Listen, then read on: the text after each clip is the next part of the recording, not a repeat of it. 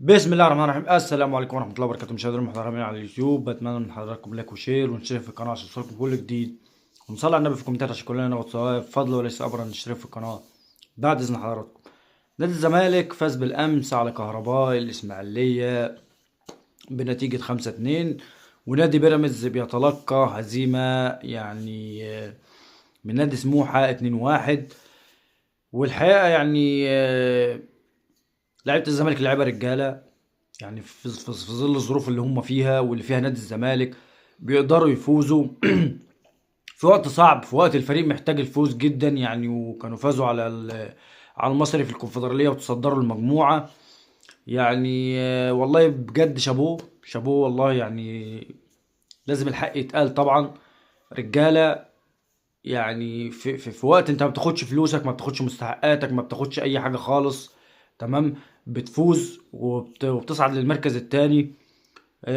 على الجانب الاخر، لعيبه النادي الاهلي، لعيبه النادي الاهلي اللي لعيبه ما عندهاش دم، لعيبة ما عندهاش احساس. يعني مش عارف والله الواحد يقول ايه. الواحد مش عارف يقول ايه والله. بجد يعني موضوع يحرق الدم. لما انت يبقى حرفيا متوفر لك لبن العصفور، انت محتاج ايه تاني؟ انت محتاج ايه تاني لما اكون بلاعب يانج افريكانز وقادر افوز وقدامي ان انا افوز، وللاسف ما بفوز وبتعادل. وفوز هيريحني الماتشين التانيين ايا كان بقى هيتلعبوا فين، هيريحوني. هرتاح وخلاص، صعدت رسمي، مش شاغلني بقى اكسب اخسر اتعادل، دون النظر بقى في الماتشين التانيين. لا، انا بتعادل، وبتعادل بعد ما بتاخر، زي مباراه البنك الاهلي كده، بتاخر وبرجع اتعادل. محدش يقول لي امام عاشور يا جماعه، محدش يقول لي غياب امام عاشور. لا، الاهلي ما بيوقفش على حد.